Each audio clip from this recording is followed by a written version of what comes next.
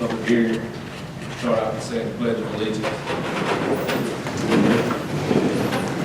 Pledge of allegiance to the flag of the United States of America, to the republic for which it stands, one nation, under God, indivisible, with liberty and justice for all. That's Councilmember Scott. If you say the occasion. Let us pray. Father, we thank you this morning. We bless you now. Give you praise and we give you great glory. We worship your name. Lord, as we come today, we understand that your word teaches us that we're not fighting one another. We're not wrestling against flesh and blood, but it is principalities and powers and spiritual weakness in high places, but we bind them now. In Jesus' name, amen. Number 3, approval of agenda requires a motion. Make that motion. We have a motion, need a second? Second. We have a motion and a second. All in favor? Any opposed? 4, public hearing regarding the removal of County Administrator W. Anthony Clyburn pursuant to Section 4-9-620 of the South Carolina Code of Laws. 4A, County Administrator presentation.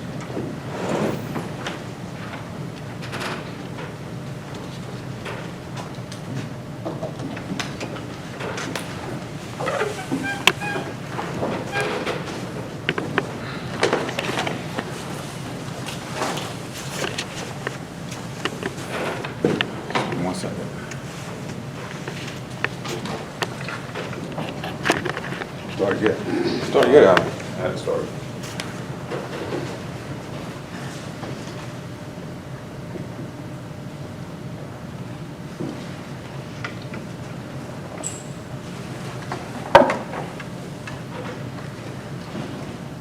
Good morning, ladies and gentlemen.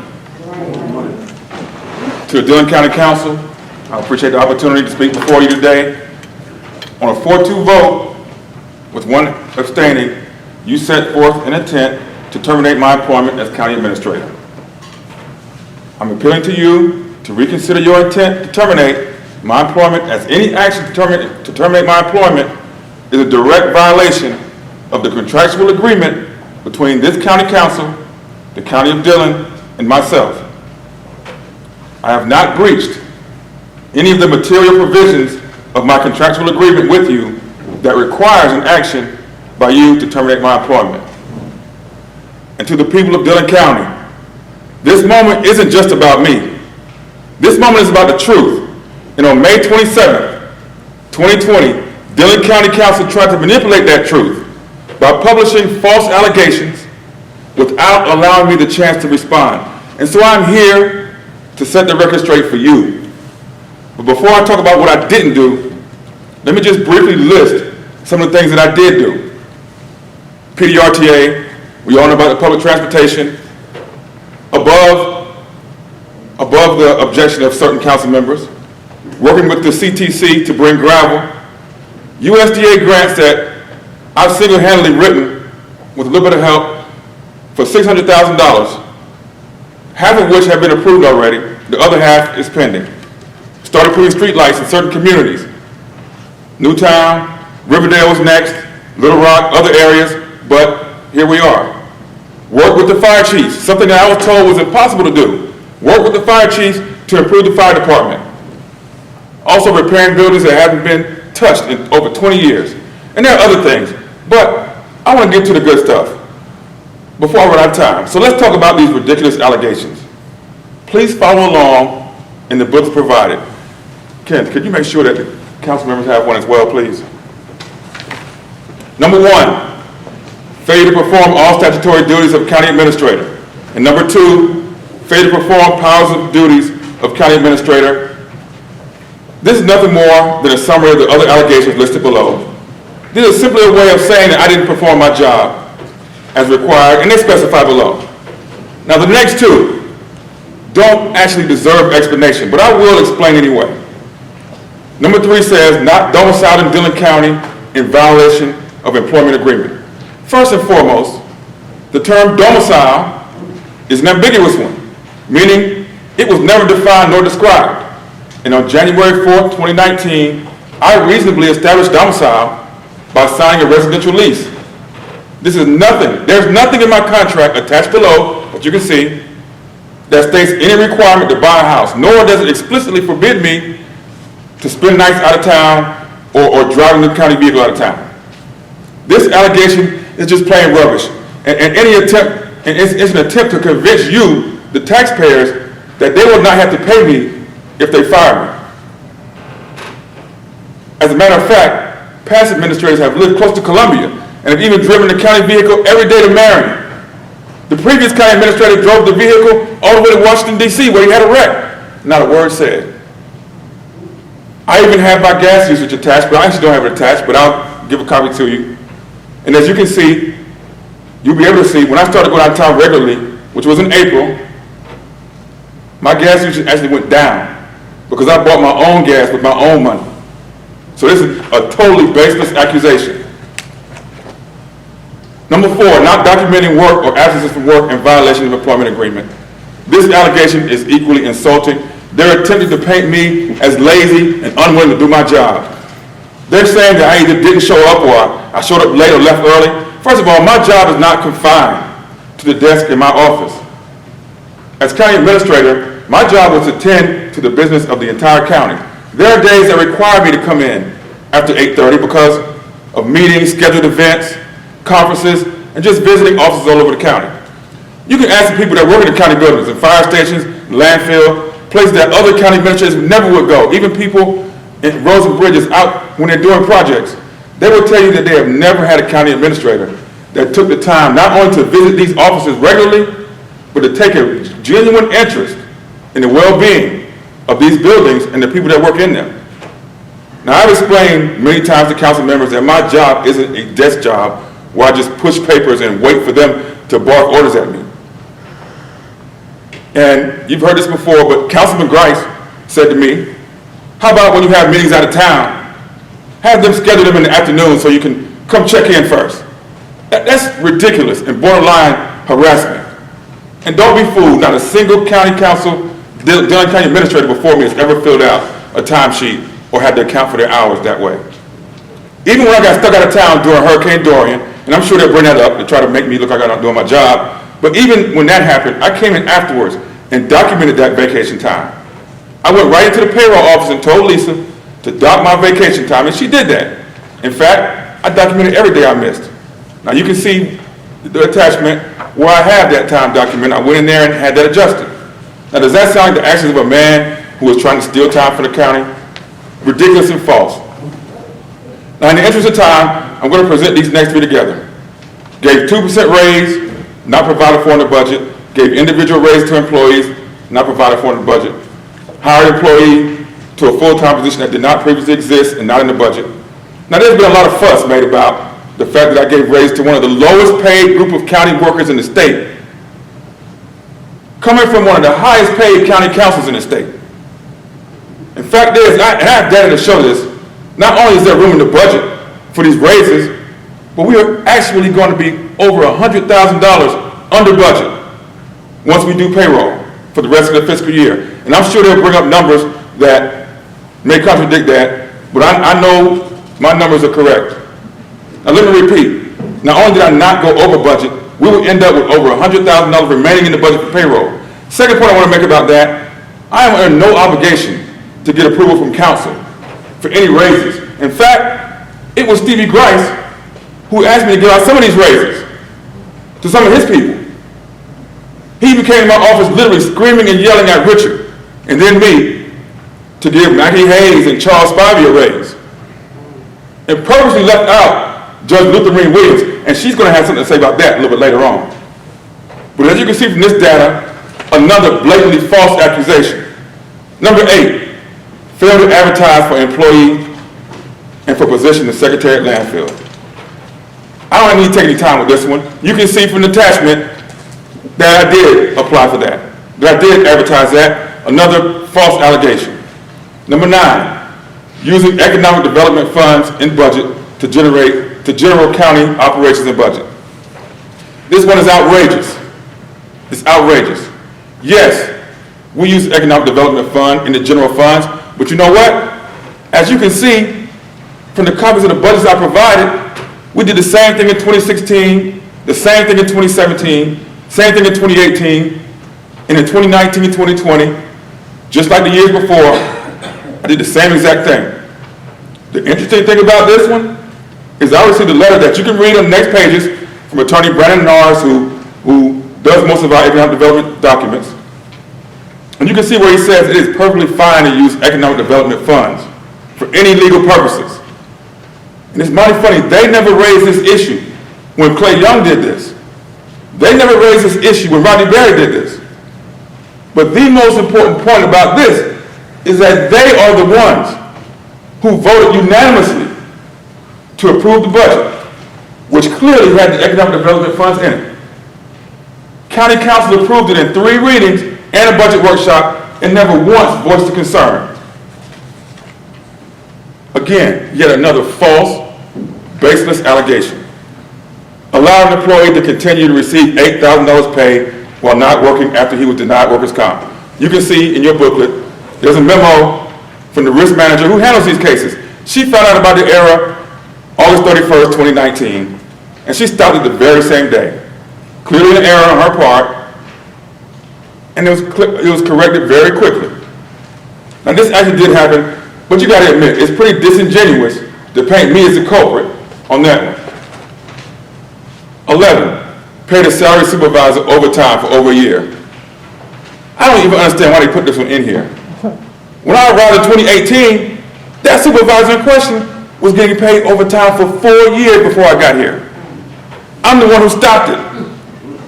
Not only that, he wasn't even designated as a salaried employee until I changed the designation, as you can see from the attachment. Let me repeat.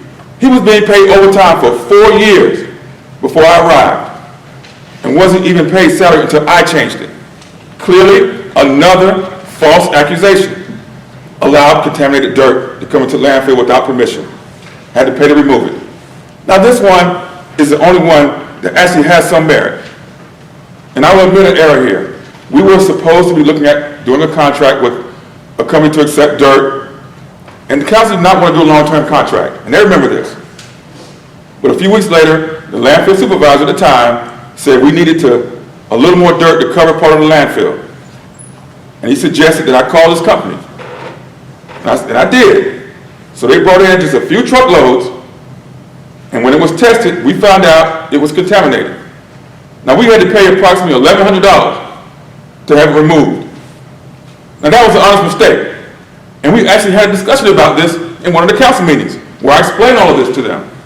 And the county attorney has already said that there was nothing improper about receiving a one-time load of dirt as long as I did not sign a long-term contract, which I didn't. Number 13, has never implemented business registration fee or bill insurance on structure fires, both in budget ordinance. We just voted this into existence a few months ago, this business registration fee, charging $20 for every business in Dillon County to register. So when we tried to put it together, Richard and I, we noticed that a state ordinance said that we couldn't go over $15 per business. And you can see that with the next attachment. And this is something I wanted to bring back in front of council, but here we are.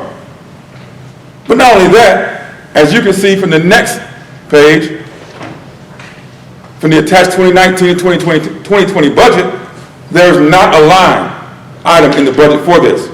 So that's another flat-out false allegation. Billing insurance. Moses Hayward actually did implement this back in August. He is billed for reimbursement, and the company just has not reimbursed yet.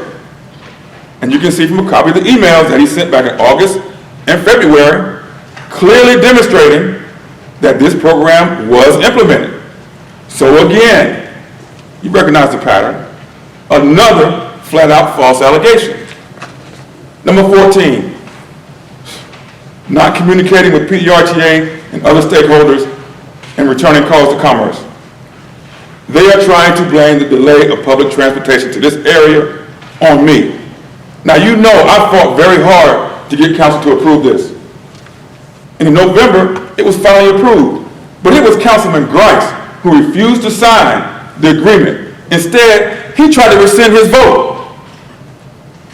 And it was Jared Taylor from the city of Latta who had to call and host a meeting with Don Strickland of the PDRTA, Stevie Grice, and myself at King's Pizza in Latta, where he had to convince Stevie not to rescind his vote. And even at that time, he would not sign the agreement that council has already voted to approve until December council meeting. This is what caused the delay in public transportation.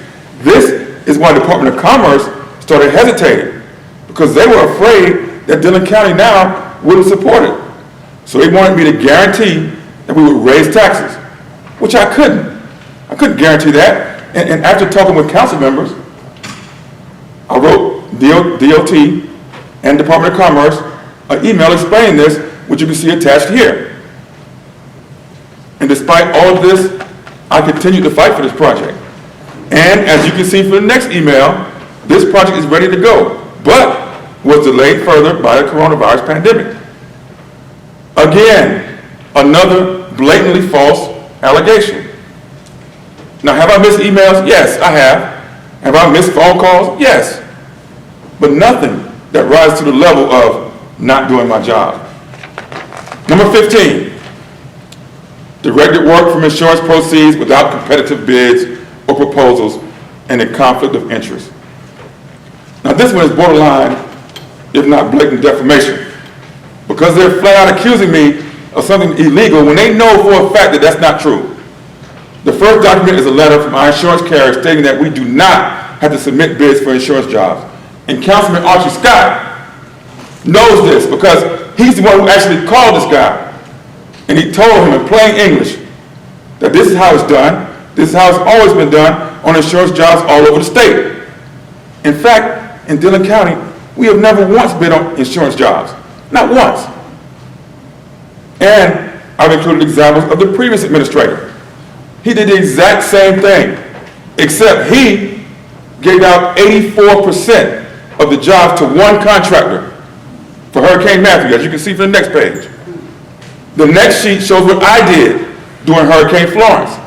In the interest of fairness, I decided to share the work with each properly licensed contractor in Dillon County. And the company in question is Troika Group, which is owned by a friend of mine. So instead of giving him a huge chunk, he only received 7% of the work from Hurricane Florence. Now tell me which one looks like a conflict of interest? 84%, which they said nothing about, or 7%? In fact, I asked Councilman Grice about including Troika Group with the other local contractors. His answer was, it's fine as long as you don't give him too much. Now ask yourself, is 7% too much? Once again, an allegation with no merits. In fact, as Archie Scott signed in 2011, Dillon County is supposed to accept DBEs by law. Troika Group is the only DBE in this county.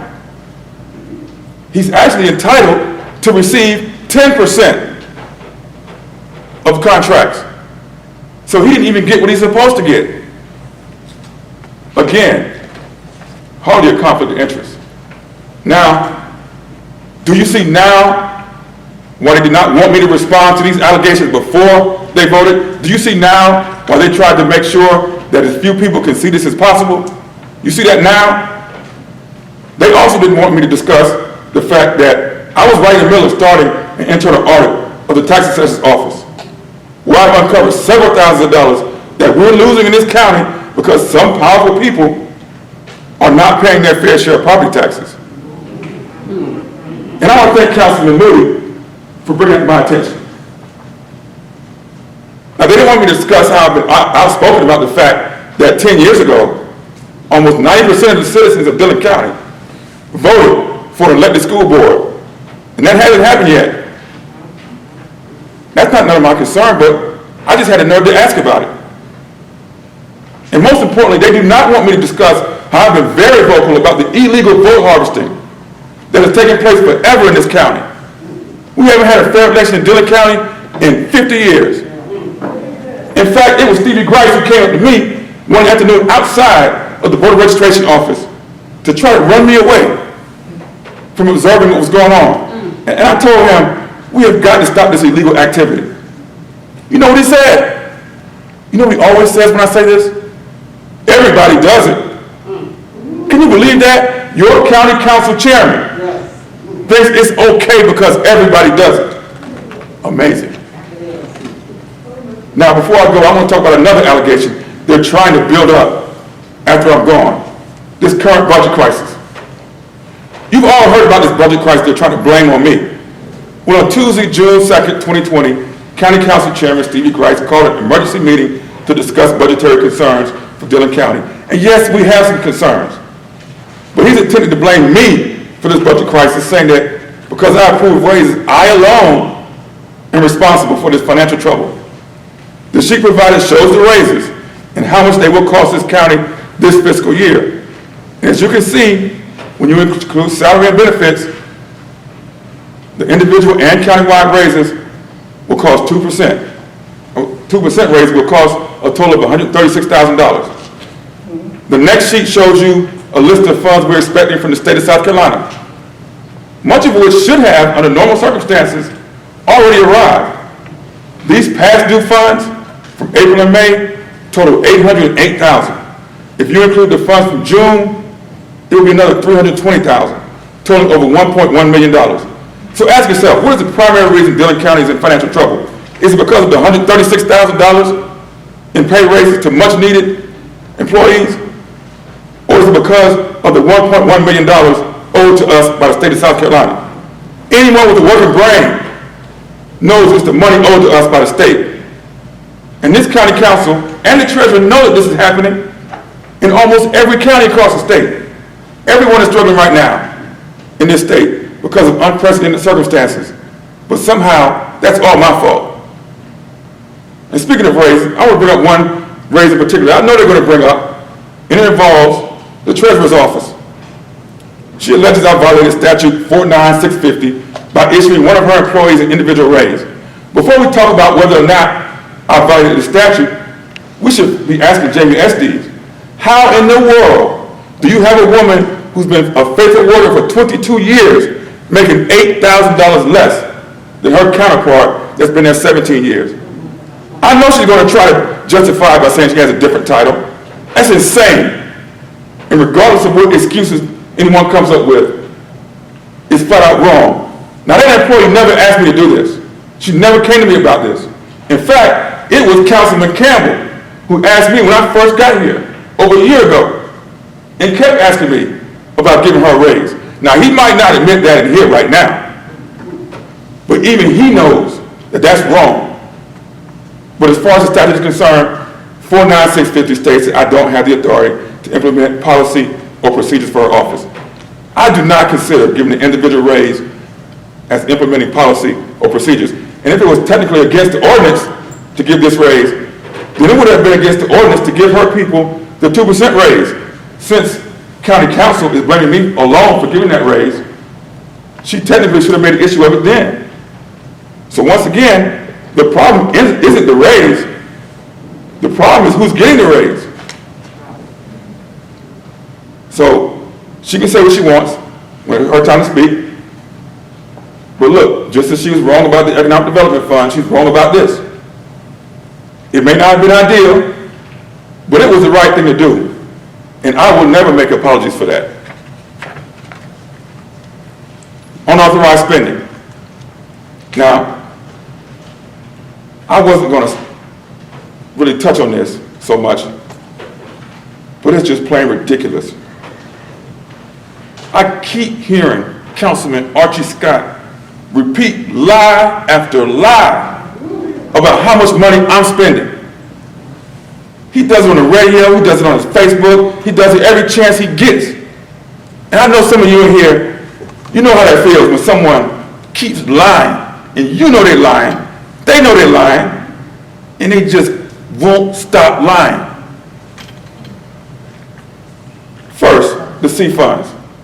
I have a letter here from the CTC chairman, Earl Gleason, that clearly states, and I quote, Dillon CTC wants to ensure the committee and county remain in compliance with the above section of state law, and therefore wants to bring to your attention that the expenditure of CTC funds, as well as the projection of the project selection process per state law, is to be accomplished solely by the Dillon County CTC and no other entity.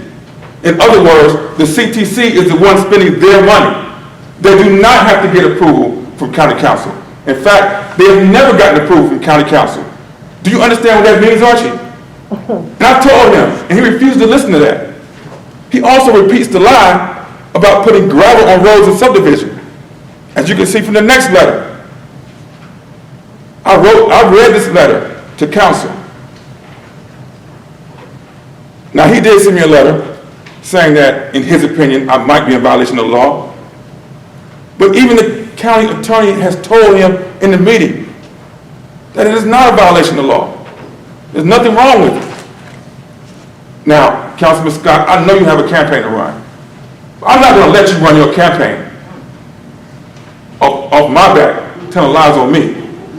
The people in your district will respect you more if you just go ahead and tell the truth.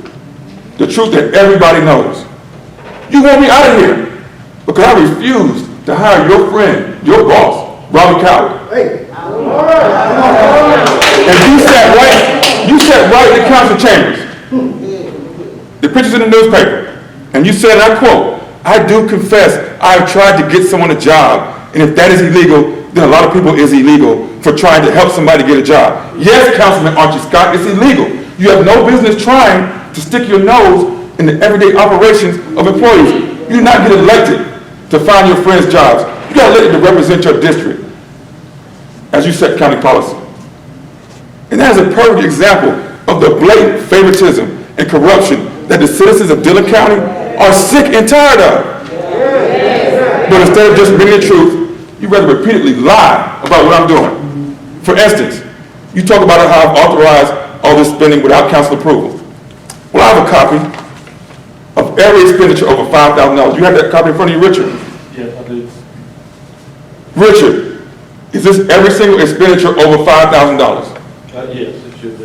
Have I authorized any of these without council approval? That's not my knowledge. In my 19 months as county administrator, have I ever authorized any type of purchase over $5,000 without council approval? Not to my knowledge. In my 19 months as county administrator, have I ever spent money without regard to the budget? Not to my knowledge, brother. Not looked at anything. Have I currently spent over budget this fiscal year? I don't have that in front of me. But there's no clear evidence I've done anything like that, right? Right. There you have it, Archie. You can stop campaigning on lies. But wait 1 second, Archie. I do want to thank you for one thing. All them lies you were telling made me dig a little deeper. And I found something. This is page 6.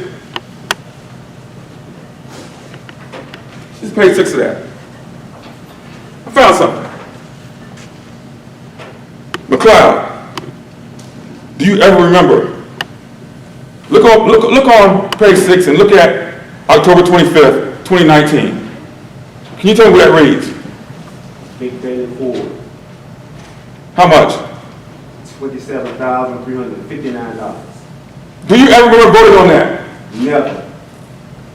Well, how did it get there? Well, boys and girls, why don't we ask Stevie Grace? No, I'll tell you. You see, I was out of town when Major Hewlin walked up to Richard Gaddy and asked him to give him the money to buy a sheriff's car. And Stevie Grace was standing right there. And not only did he not object, but he took it upon himself, even after we all talked and decided that we would not buy any sheriff cars this year because of the $100,000 lawsuit.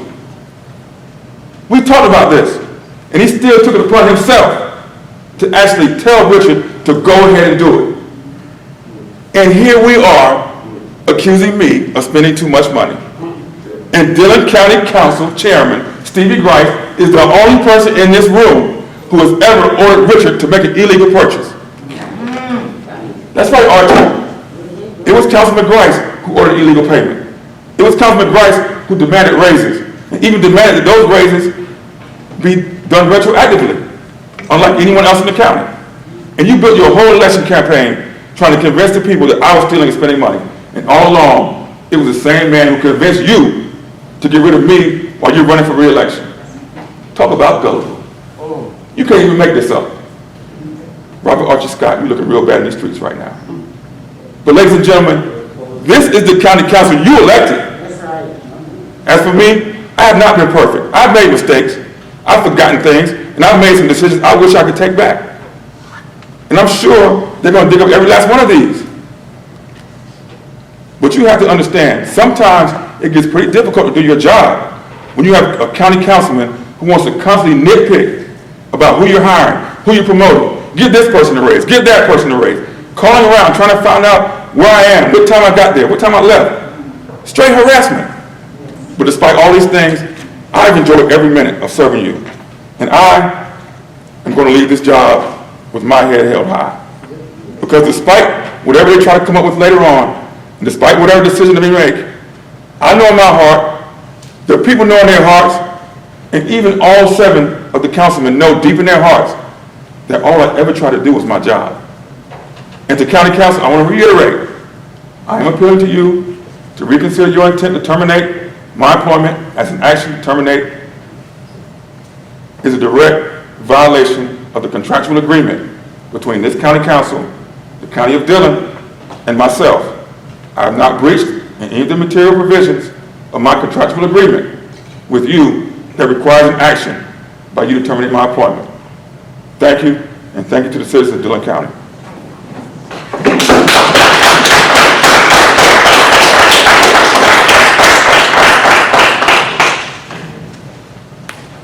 Form B, citizens' comments.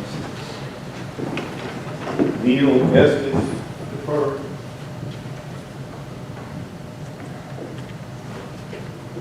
Ann Calhoun. James Calhoun.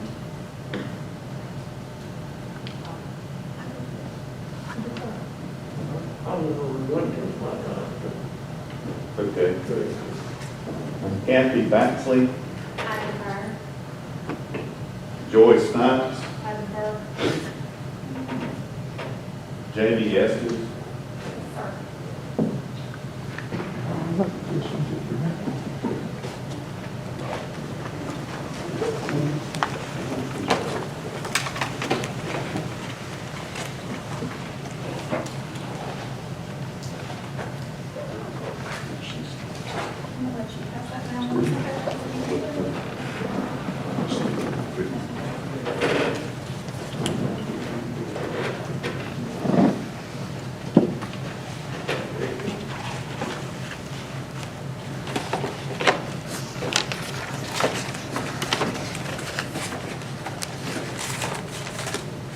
Alan, am I good?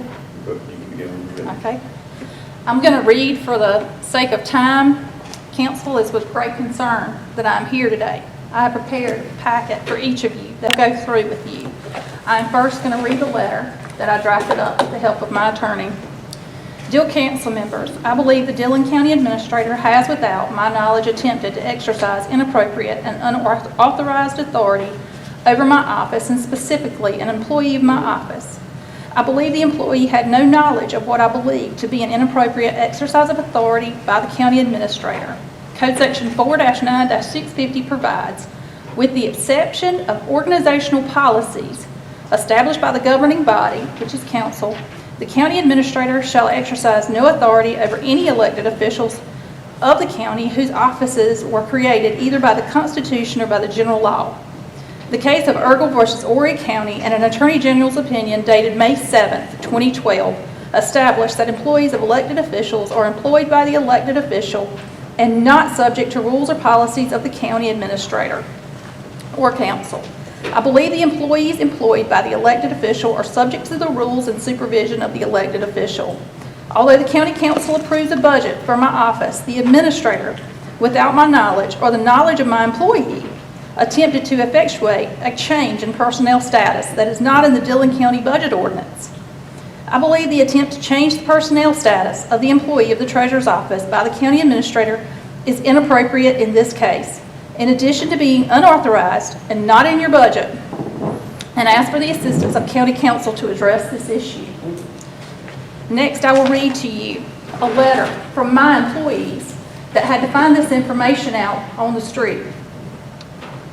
Dear County Council, let's pretend for a minute that it is not illegal for the county administrator to give out raises to departments other than his own. So if that is the case, we have a few questions. What are the criteria for a raise? Does the county administrator even know what the duties of each person in the office are so that he can make a determination as to who deserves a raise? How is one person qualified for a raise when the rest of the employees are not? Why does a department head, especially an elected official, not have control over their own budget? Why even have individual budgets? We are so hurt and angry that along with several other employees in the county, they're getting raises. There's absolutely no fairness in this practice. Was our work not good enough for raises? All it does is cause resentment and anger among staff. We have always thought of the people in this office as family, and now someone has hurt our family. And that is unacceptable. No matter how educated, talented, rich, poor, or politically correct you believe you are, it is how you treat people that ultimately tells all. That's the 3 names. Okay. Did I not have deferred time from? The time just moves sometimes. Okay. All right. That was not how I asked that question.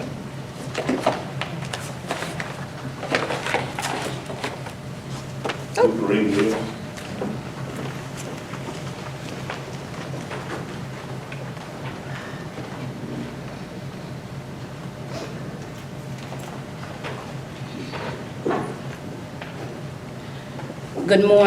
Good morning, Council Chairman. Ms. Estes, I could use that letter that you just read. It's exactly what I was going to say. I'm glad you went ahead of me. I am hurt. What are the criteria for a raise? That's what I want to know. What are the criteria for a raise? What do I have to do for Chairman Grice to go into Mr. Gaddy's office and scream and shout, give Judge Williams a raise? I don't want you to give me a raise. I want you to give me the money that the state statute said belonged to me, that I was told that I could not have. The state statute says that once you become an assistant chief magistrate, that you get half of the supplement salary of the chief magistrate. I was told I could not get that. I have been serving as assistant chief magistrate for 2.5 years and have not been paid. I've approached every councilman over there except for McLeod and except for Moody. Every one of you, and I was told that I got a check. Well, that check and that C have not gotten here yet. And Mr. Clyburn, the raises that you gave and the people you gave them to, were they different? As in what way? I mean, in ethic, in ethnicity. Because I get raised to everybody across the board, you know. Listening to you, 5, 6, 7, the raises that you gave. I didn't get a raise. I've been in this office for 5 years. I have not gotten a raise, and I begged for one. And the one I was asking for, it was legal. It's in the code of law. Not only have you not paid me, you have broken the law for not paying me. It's not a raise of how good I was or what I had to do. So I want to know today from this council, what do Judge Williams have to do to get money that legally belongs to her, not extra money? Legally, you broke the law. You legally kept my salary that the state law says I was supposed to get. If you go back to a letter that I gave to Clay in 2015, that letter has the statute and the code in it that I was supposed to get, and I had to go to Jamie's office. They sent me to her office for her to tell me how I was supposed to get paid. And when she sat down and started calculating, she said to me I was getting too much money. When I went back and looked at the budget, my salary was half the salary of the other judges. But yet I got too much money. What's the money that I'm supposed to get? 5 years and I still don't know how much I'm supposed to make. So it's time.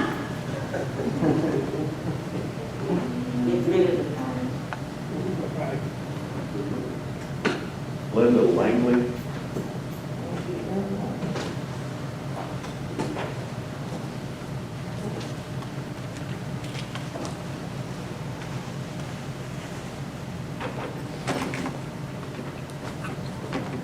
Good morning. I think we're here for the wrong reason. The wrong reason is over here. The removal of Grice, the removal of council, who brought up the problem of getting the removal. He made the motion. And for Archie Scott, who seconded. They need to go. They need to go. And from what I have observed since I have been here, they have not done anything for us. You have not done anything for the county. If you look up Dillon County, you will see that we are the worst county in the state and in the nation, economically and educationally. So what are you guys doing? You're collecting our money for nothing. When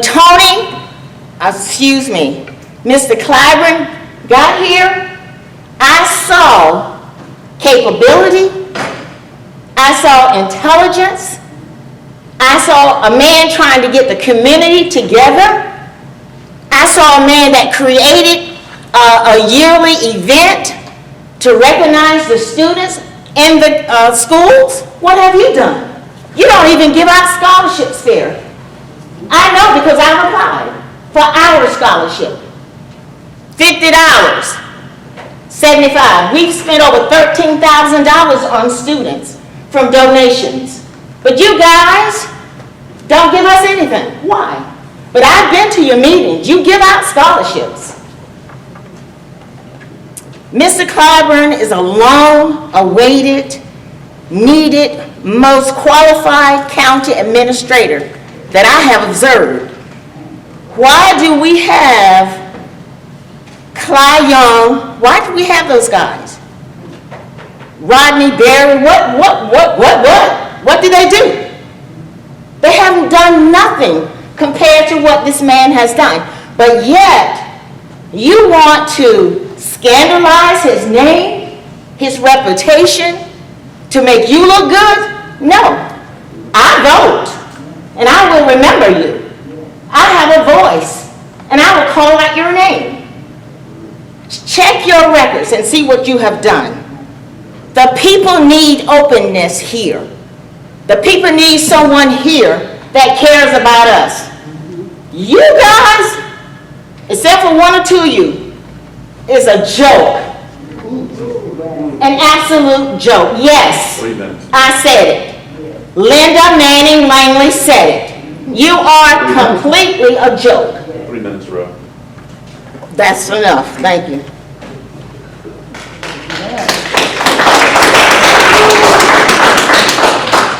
Tony Gray.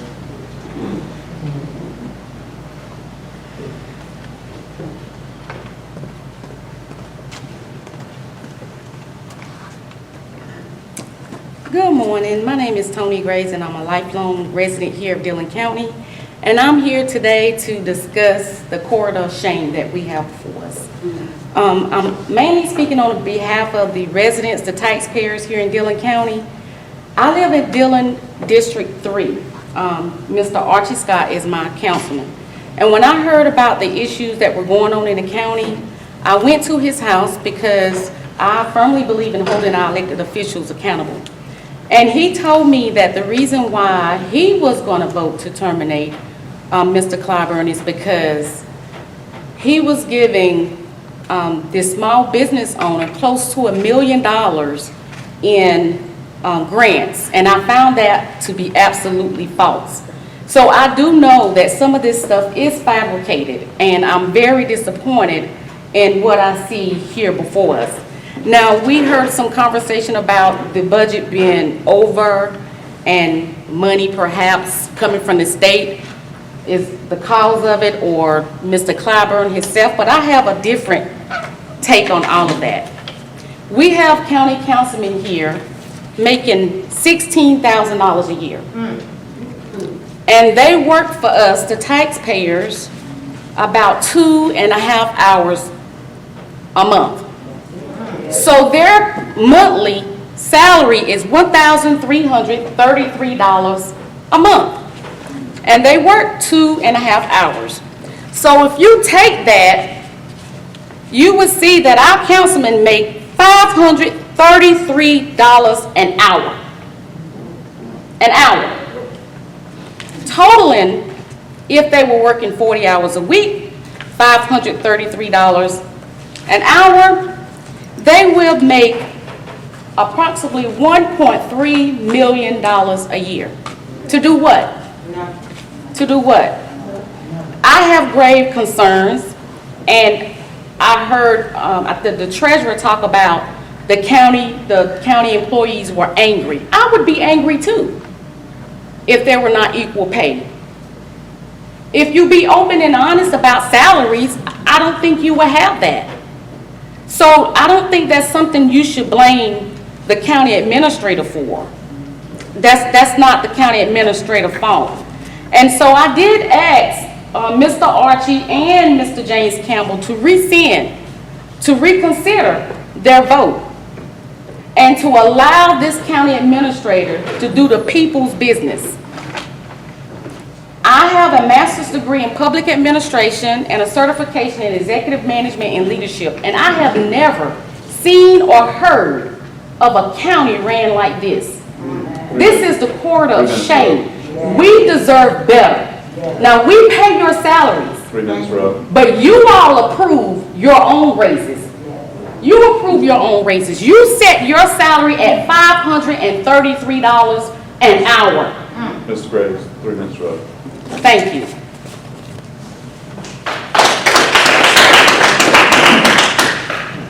Randy Goings. Randy Goings.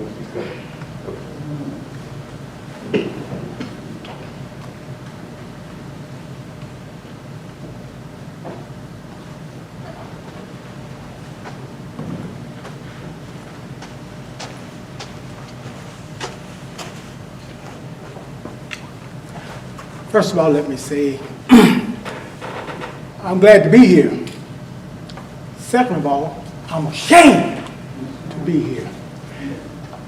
Most of you know that I served on that board for 4 years. And it was not like it is now. We had problems, but not like this. Now, all last night I tried to get away from this, but for some reason or another, God kept bringing me back to this Emancipation Proclamation. Not everybody in here know what that means. And 7 years later, there was the Jim Crow law. That was a law that the southern states tried to enforce against the black man, to keep him down, keep him from not having any businesses and not being able to get ahead. Now, we've talked about all this other stuff here. And now I can relate to the Jim Crow law because it did not end until 65. I can relate because my father was a proud black man. And I remember during that time in the 50s when he was trying to lay off a house and look through an instrument, and a white fella came on the job and said, I'm going to use these words, that nigga don't know what he's looking at. He might as well be looking up the ASS of a bull. That was during the Jim Crow time. He could not say a word. A proud black man. Now here we are today. Now, not just that, but I went through the school system back then, riding on old buses and sitting in desks that was handing me down to us in books that had other people's names on that came from the white school. Now, I know most of you in here didn't have nothing to do with that. But what I do know that all it takes is for history to repeat itself. It's for good people to sit back and do nothing. We live in a time when right now, the black man is being persecuted. And we see right here, right today, on this board, you doing your part. The trap, you set a trap for this man ever since he been here.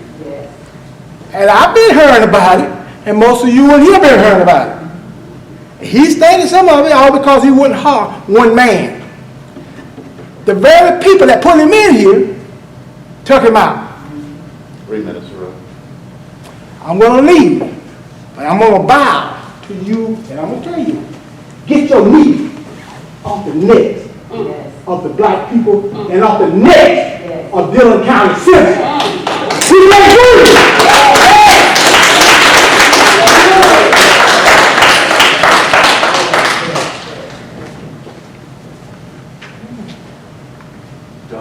Miss Dolly, is it Dolly here?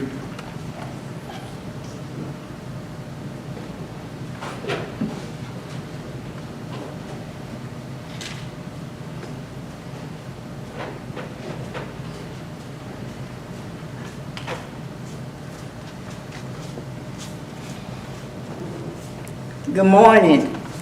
I'm glad to be here today because, as everyone has said, even Mr. Clyburn, I've been following him ever since he was hired as county administrator. And I finally said, oh God, we got someone here now that's going to help the people. And I knew somewhere down the line, some crooked things was going to take place. But you know, I'm a praying person. And I know that God will prevail. And when I look around, I was born and reared in Dillon County, and it seemed like it's regressing instead of progressing. And you know, it's time now, 2020, and all this nonsense is going on, all because of personal reasons. He was here to help. He didn't have to come here, but he saw the need for the people, so he came here to try to help us. But with all this buddy, and I never liked all this buddy thing that be going on. So when I heard about it, I said, oh my God. I said, it's too good to be true. But I thank God that he stood up, and that's the only thing that you can do is stand up. When I look around in Dillon County, Jacksonville, Newtown, all these places, all these dilapidated homes, and all these young men in the streets selling drugs, and no one cares, no one is doing anything about it. There should be things, opportunities for these young men instead of putting them in jail. And I thank God for Clyburn coming here to try to help, going out in Riverdale. You know, all these bumpy roads, and you see people sitting way out in the country, all these $1 million homes, and these poor people, they stay in these little trailers that's about to fall over, but no one cares. All you cares about is yourself. But there's going to be a day that you're going to meet up, and it's not going to be what you think it's going to be. So I thank God for you, and I thank God for what you're trying to do. You know, God is doing a new work. And I don't care if anyone think he is, but he is, because right now you see the coronavirus going along. It's not just going along. God has got that here for the people. Hallelujah. God has got here for the people, for you to look at your wicked ways and see the things that you are doing. So it's time to stop this mess, as some of the others said, and get in line and do the things that you are supposed to do. And that's to help the people of Dillon County and the city of Dillon get things together and get it straight. So I thank for the opportunity, because when I heard, I said, yes, I'm going. And I got up early this morning. I went to bed 3 o'clock this morning. But I got up and I said, I'm going today to speak in behalf of this man right here. You didn't have to come here, but when you saw there was a need, and that's what it is, when you see a need, you address that need. And that's what he tried to do. Bring that to the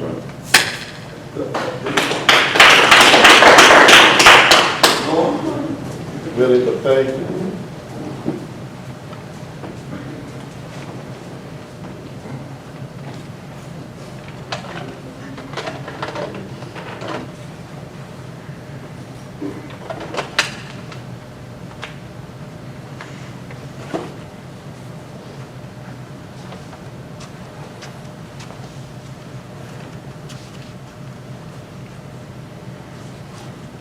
Good morning.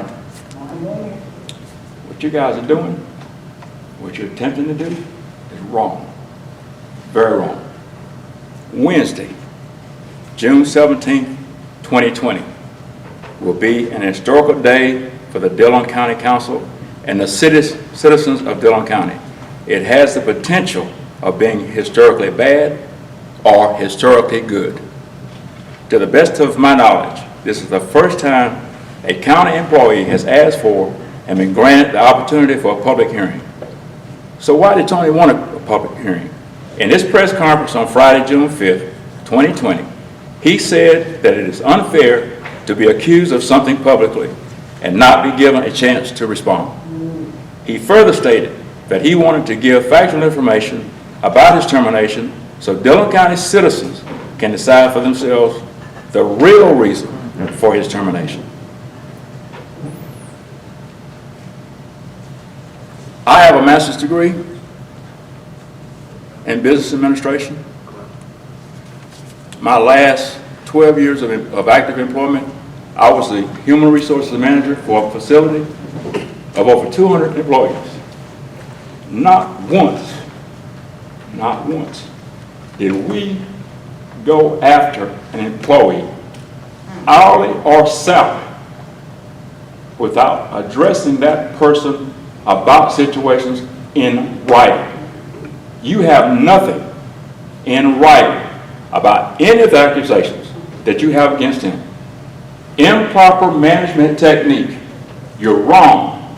Proper management technique means that you address individual situations with an employee one-on-one behind closed doors, and you give that man an opportunity to respond. You haven't done that.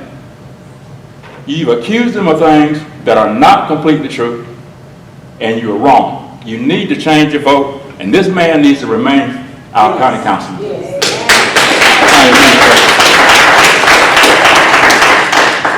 Dr. McLeod.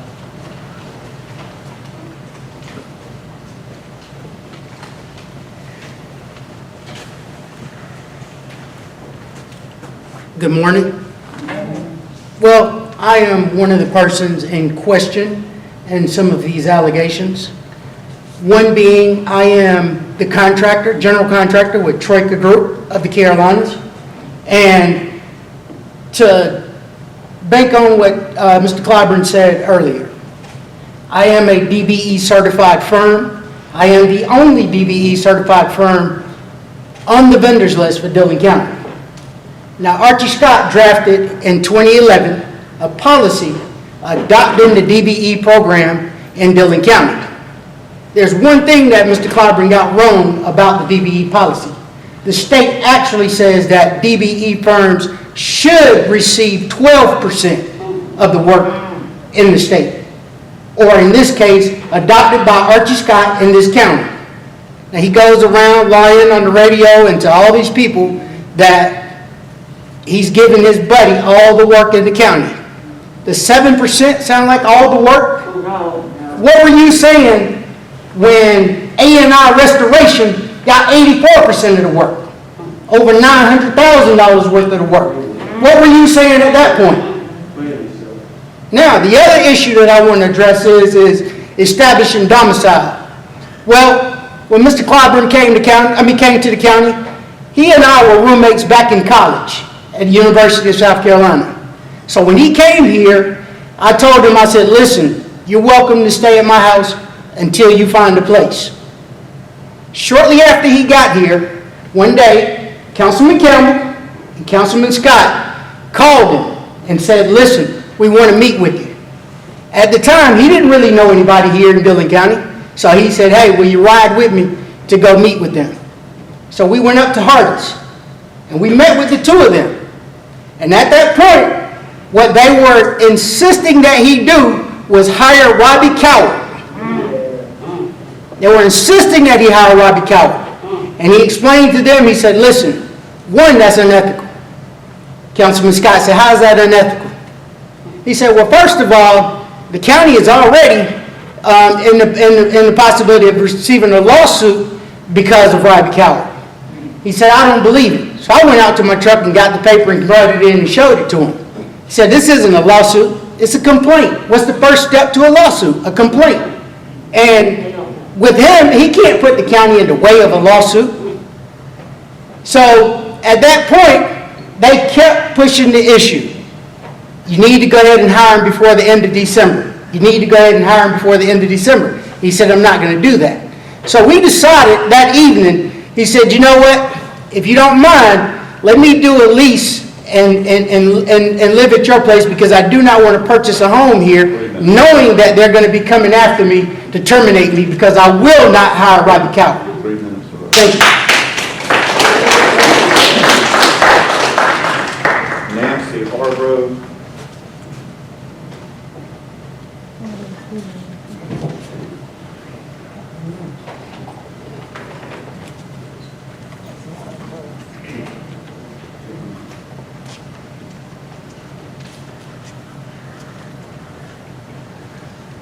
Good morning, everyone.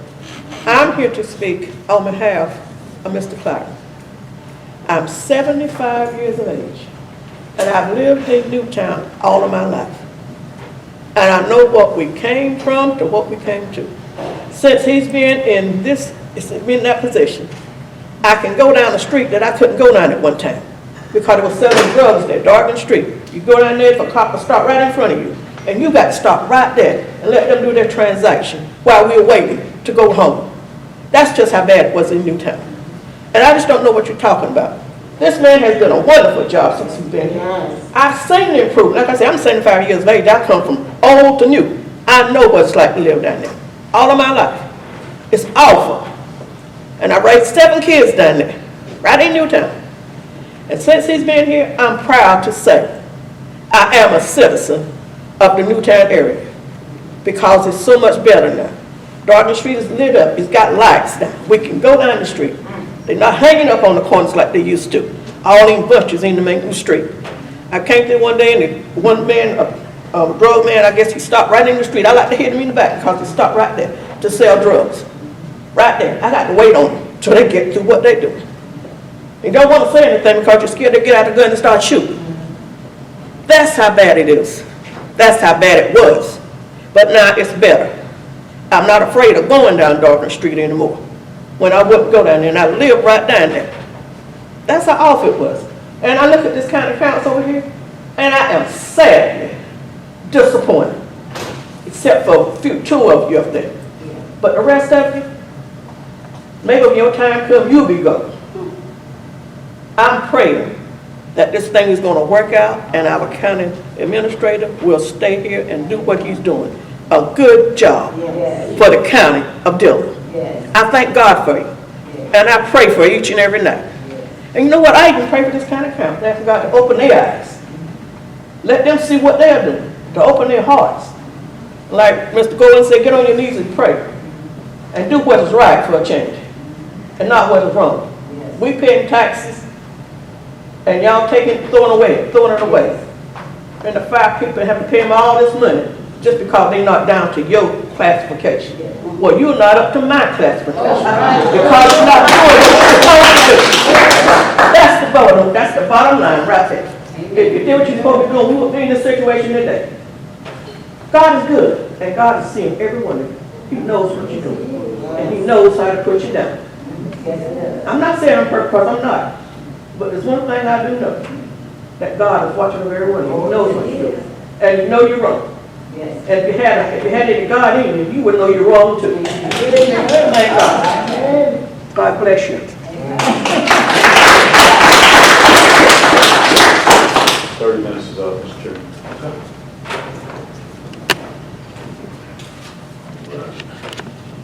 5, vote to affirm removal or rescind removal of County Administrator Dillon Clyburn. Requires a motion. Make the motion to affirm the removal of the county administrator. Second. I've got a motion and a second.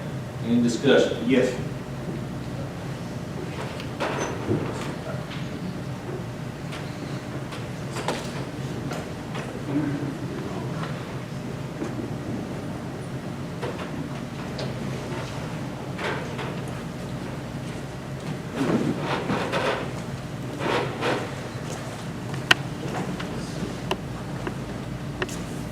Good morning, everybody. Good morning.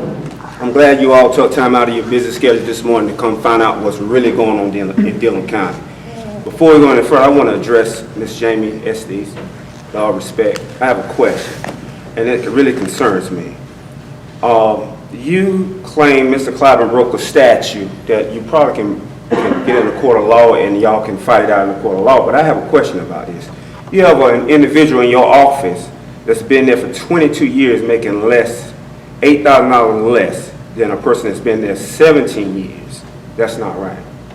I see in 2008 you gave that employee a $3,400 raise and turned right back around in 2009 and gave her a $3,600 raise. That's favoritism. People in Dillon County are sick of that kind of stuff. You had a question. Can I finish? Let me finish. Okay. From where I stand right now, I see that that was an injustice that Mr. Clyburn corrected after 12 years. Okay? What was the question?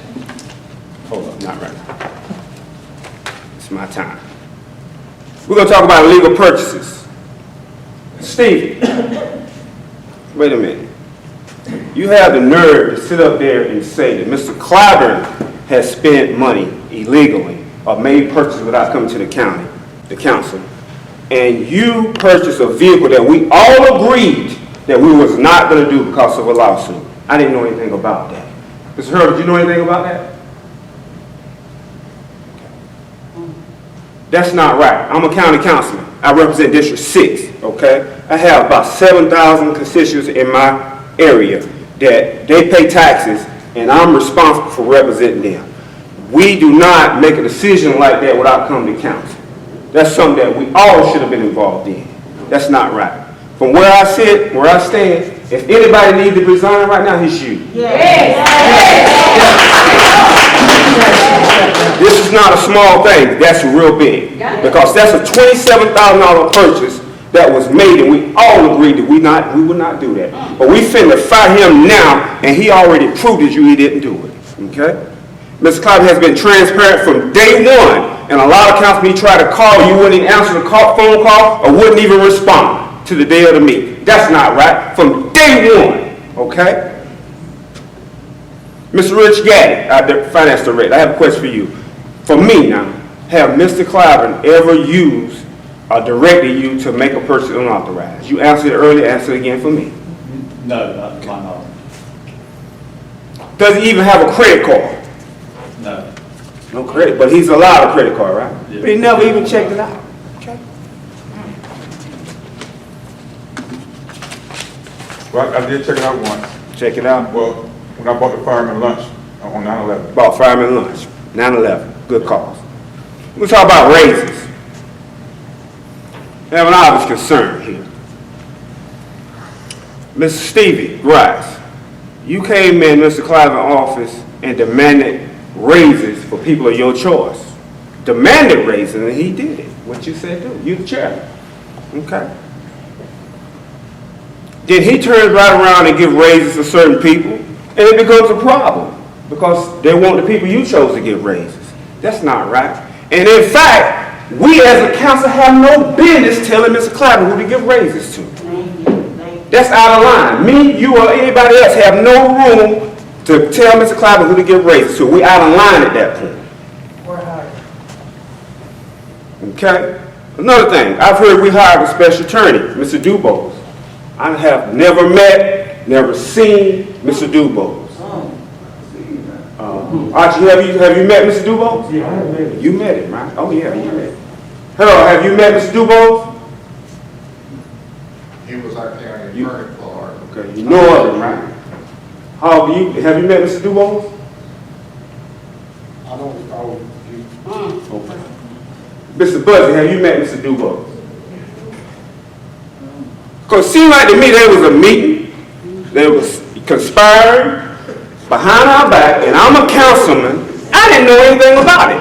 But this is your tax dollar that they take and hire somebody to fire him that I didn't know anything about. I think that's blatant disrespect, okay? Blatant disrespect.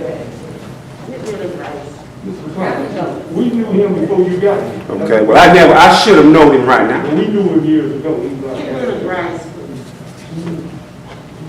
The people of Dillon elected us, and we took an oath to be honest and make decisions solely for the benefit of Dillon County hardworking taxpayers. Nothing less and nothing more. You see times like this here, why nobody really trusts Dillon County government. Times like this here, when we have to go through something like this here, that's why they don't trust us. Thank you, Mr. Chairman.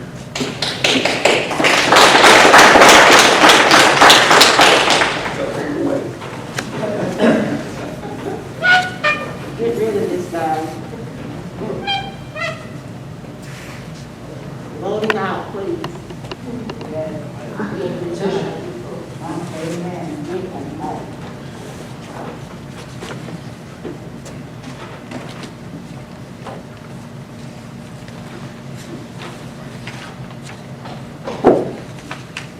I'm going to go over the reasons. Failure to perform all statutory duties and functions of a county administrator under the council administrator form of government and any other lawful duties requested of him by Dillon County Council as required by an employment agreement, and failure to perform and abide by terms of employment agreement contract. Failure to perform powers and duties of county administrator, Home Rule Act. Not domiciled in Dillon County in violation of agreement contract. Have I yet to see a lease agreement of him living here? Doesn't mean it doesn't exist. Has anybody seen one? Have you seen him? No, I have not. But hold on, it's my turn. Everybody got theirs, it's mine now.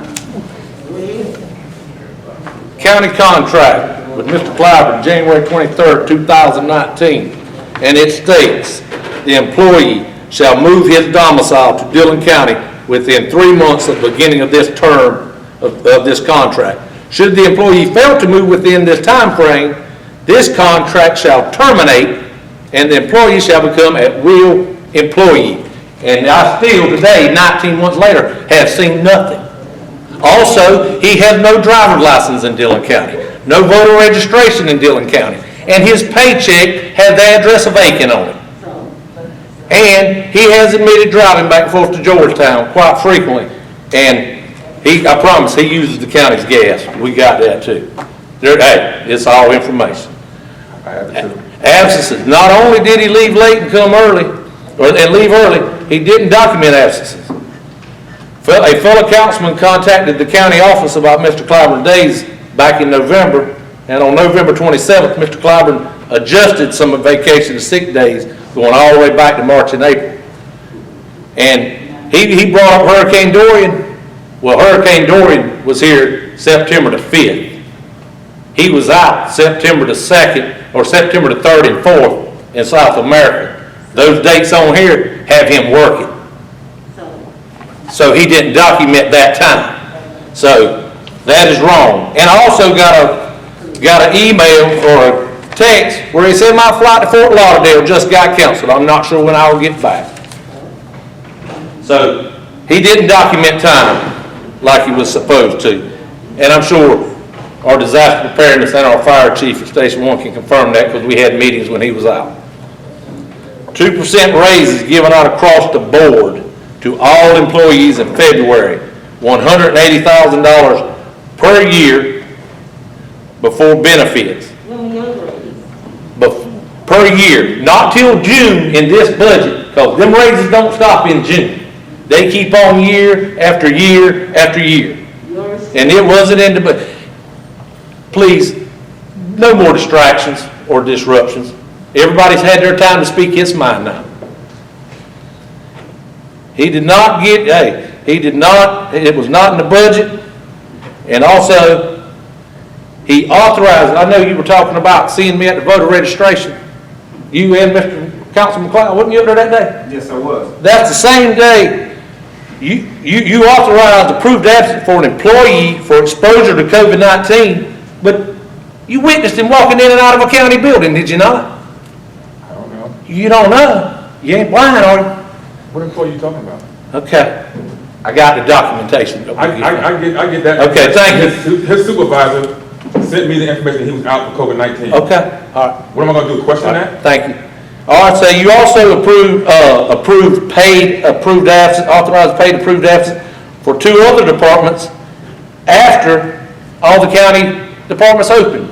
2 weeks later, you approved authorized absence. So we're just gonna keep paying them, the ones we want.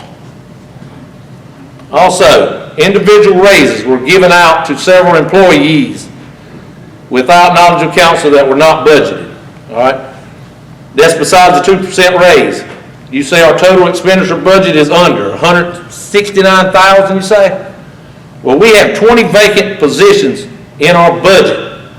11 at the detention center, 8 at DMS, 2 at Road and Bridges, 1 at treasurer, and 1 at tax assessor.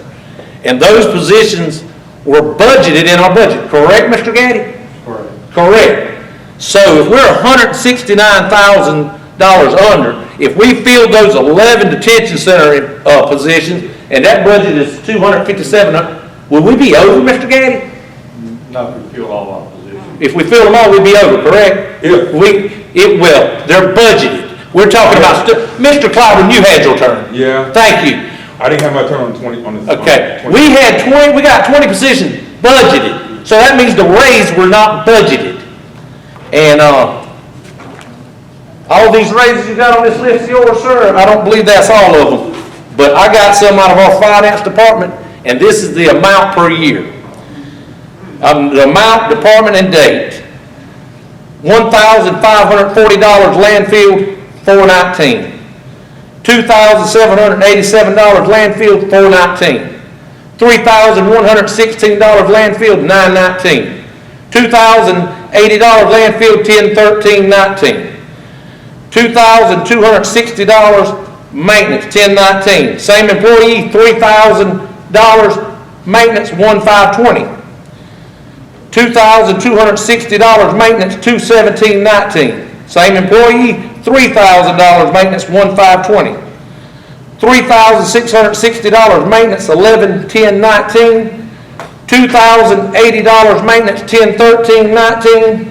$3,436 clerk of court, $526.19. $8,030 library, $623.19. $5,420 economic development, $9119. $10,920 disaster preparedness, $929.19. $4,742 road and bridges, $10,719. $1,580 road and bridges, $10,719. $3,702 road and bridges, $10,719. $1,580 road and bridges, $10,719. $1,540 road and bridges, $10,2719. $3,702 road and bridges, $10,2719. $1,726 road and bridges, $1223.19.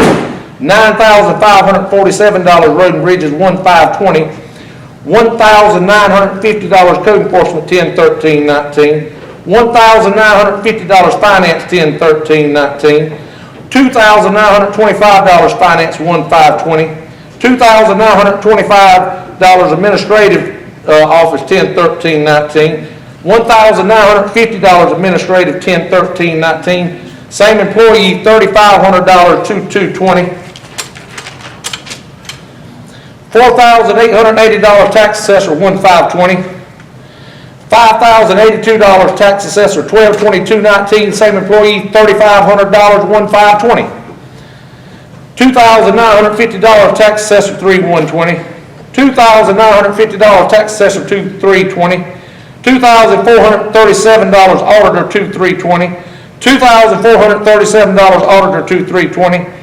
$5,720 E911 6619, $3,015 E911 1520, $4,160 E911 1520. Then I got 13 more E911s on 12/23, $1,560. And then $3,500 Sheriff's Department 220 Chief Deputy. Sheriff knew nothing about it, and he's an elected official. Can't approve that. And then on 6/1/20, after the removal on the 27th, $6,822 to the treasurer, who he cannot give raises to of elected officials, but he did without her knowledge. For a grand total of raises besides your 2% raise per year of $164,641 before benefits. So you tell me, were they budgeted?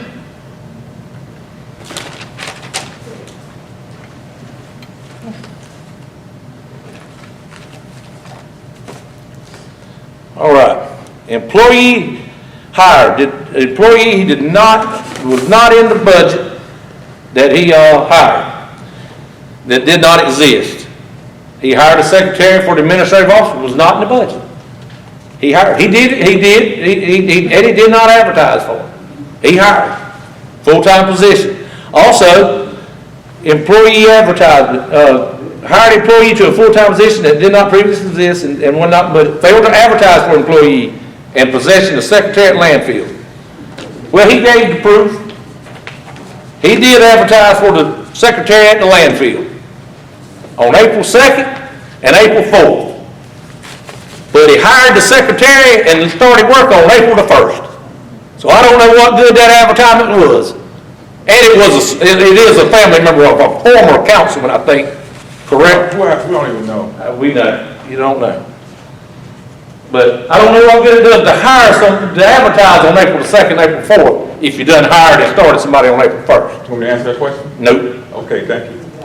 Of course, hey, well, you should have told me before. Of course you want me to answer it. Of course you want me to answer it. What does it matter? You advertise after you What does hire. any of this matter? You already made the decision.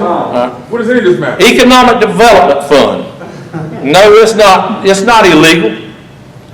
$950,000 we use, but we will never have a reserve as long as we keep doing it. In 2015, we had $1.2 million in industrial tax, and we used $300,000 of it for the general fund.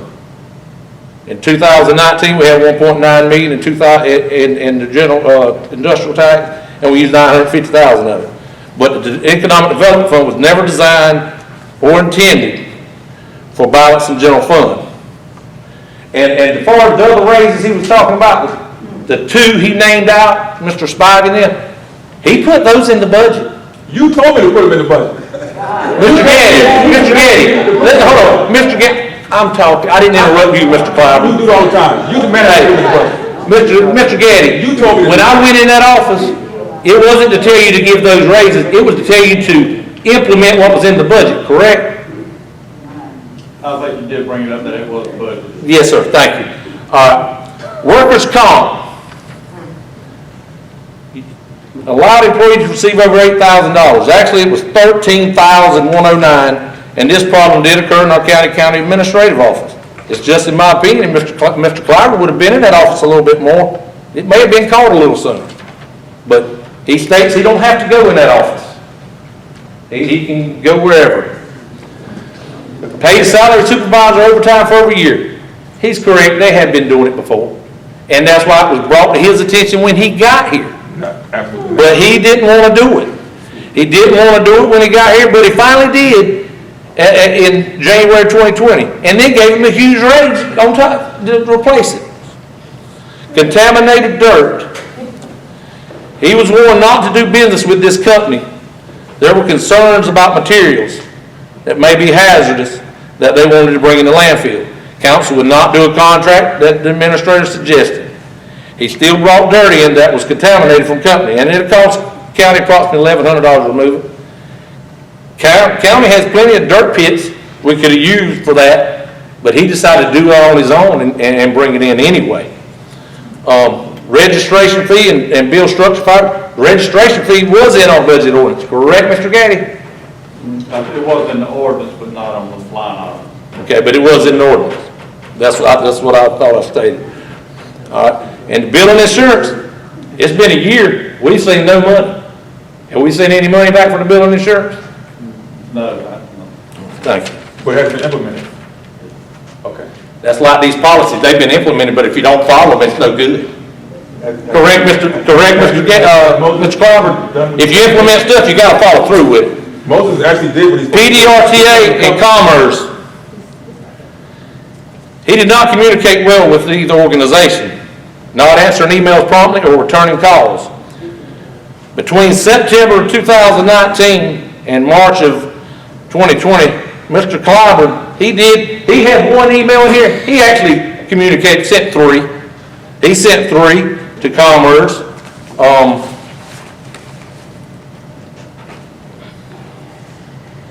On September 25th, in response to an email to one Commerce employee, he said, "Thanks, got it." Commerce employee said, only email he ever got from him.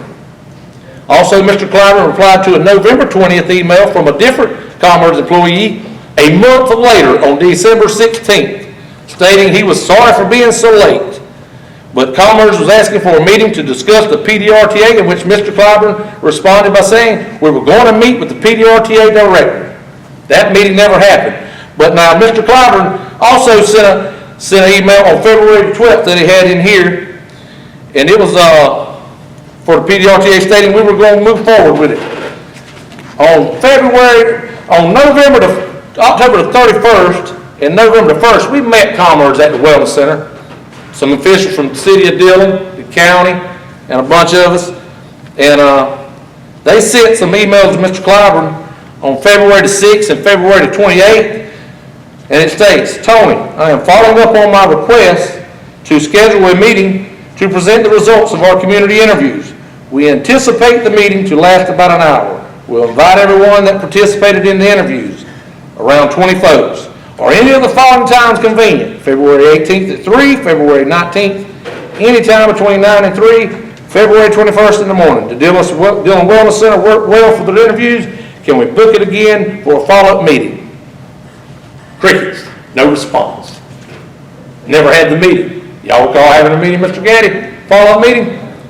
no, it wasn't. Okay, yep. All right. Also, talking about the meeting in Latta. All right. I didn't sign the PDRTA contract in Latta when we met because our council had not got a presentation like Latta Council. I did say I was going to rescind my vote because guess what? It wasn't in the budget either. So we decided to wait for the next budget year. At that time, had any of y'all had a presentation? When we first talked about it, anybody remember the presentation? Councilman McLeod, do you remember the presentation? So we met in Latta. And well, we got over there and he presented it to me. And we all agreed, Mr. Clyburn, I would sign it at the next meeting so our entire council would get the presentation. We didn't agree, you demanded that. No, okay. The PDRTA director told me he tried and asked Mr. Clyburn 4 or 5 times about doing a presentation to council. But he said no, that the council was different and wouldn't understand it. So, council wouldn't understand anything, just Mr. Clyburn. He also said before the last emails a couple weeks ago between Mr. Clyburn and himself, he hadn't communicated with Mr. Clyburn in about 2 months. Also, Commerce met with me in February discussing these concerns, and they're willing to talk to every councilman and let you know too. All you have to do is ask. They will let you know those concerns. All right. Insurance proceeds and conflict of interest. And I got, by the way, all the emails are right here. They're right there.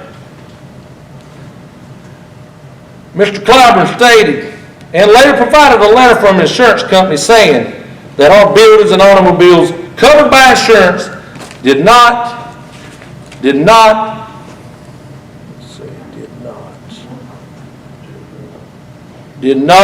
have to go through the procurement policy. But nowhere in our procurement policy does it say that. Exceptions for insurance Our procurement policy says competitive bidding exceptions. All county contracts shall be awarded by competitive sealed bidding except contracts for the following procurements. And it lists 12 reasons right there, but none of them say insurance, except insurance. And if anybody wants to see that, they're more than welcome. Nobody cares about this Has kind that of happened stuff. previously? I don't know.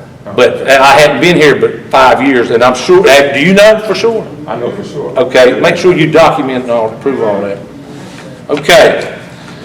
Troika Group received $88,424 of work from Dillon County for Hurricane Florence. They also received $17,142 of insurance work for Shelter in Oak Grove, and another $1,780 from the county, for a grand total of $107,346. Mr. Clyburn was stated a minute ago, he stayed in the home with the owner of Troika Group. He stayed in the home with him, and he personally directed some of this work to him. Actually, Mr. Clyburn, excuse me, I am talking, you've had your time. You've had your time. Mr. Clyburn claimed no one came to him with some of these issues that we have here. That's not true. Councilman Moody, Councilman Campbell, along with myself, went to Mr. Clyburn with these issues on Thursday, April the 2nd. And he didn't want to hear about none of them. On Sunday, April 5th, Mr. Clyburn was seen at the county council office. Now that's not right. Later that afternoon, a friend of Mr. Clyburn, also a candidate in our current county council election, posted on social media copies of the county documents of insurance work distributed to each vendor for Hurricane Florence. He went on to say on the social media post that Mr. Clyburn intentionally gave Troika Group 7.44%, which is total $88,424 of this amount of work. He also posted a copy of a letter the insurance company sent a county employee or risk manager. He stated on social media post that this is public information. However, you must file a Freedom of Information request in writing to obtain this type of information. And the county never received a request. So someone must have gave him this information improperly. And I'm going to read our county personnel policy and procedure manual on conflict of interest. Dillon County is dedicated to its role of serving its citizens and has an obligation to ensure that there exists public confidence in the integrity of county employees. Yes. Therefore, it is essential that the county establish appropriate ethical standards to guide its personnel in the performance of their duties so that there shall not exist, nor appear to exist, a conflict between private interest and public responsibilities. County employees are to be fair and impartial in their dealings with any person, firm, or corporation which may be interested directly or indirectly in business dealings with the county. The county, in its sole discretion, will determine if an employee's activities constitute a conflict of interest or give the appearance of a conflict of interest. The South Carolina Ethics Act requires a public official or employee to remove themselves from possible conflict of interest actions or decisions. Business dealings with the governmental agency can take place only after 1, public disclosure of the possible conflict of interest. 2, public notice and competitive bidding when that is the normal contract award process. 3, complete removal of the interested official or employee from the agency's decision-making process. An employee who has a financial interest in a business or activity that he has reason to believe may be affected by his or her official actions or by the actions of the county is expected to make disclosure of the exact nature and value of his or her interest in writing to the county administrator, or in this situation, the county council, and ask for her opinion regarding the priority of this interest. Any employee who has such an interest is expected to disqualify him or herself from participating in official action directly affecting this interest. And by Mr. Clyburn saying he stayed in the home with the owner of Troika Group and personally directing this business, this business and work to him, I would say is in definite conflict of interest. Thank you.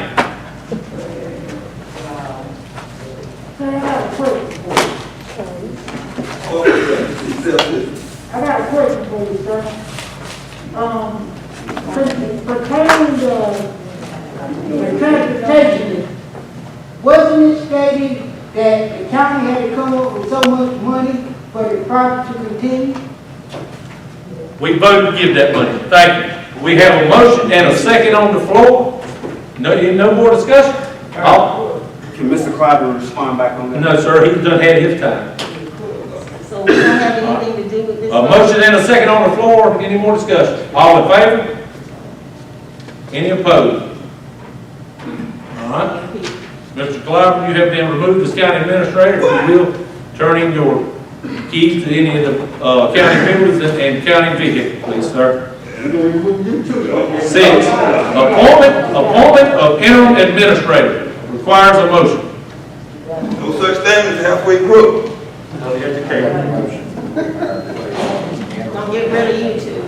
I've got a motion to hire Clay Young as interim administrator. Clay. Needs a second. Got a motion and a second. Any discussion? All in favor? Any opposed? All right, need a motion for adjournment. Got a motion and a second. All in favor? Any opposed? Meeting adjourned. Mr. Clyburn, you're gonna do very well. You're gonna do very well.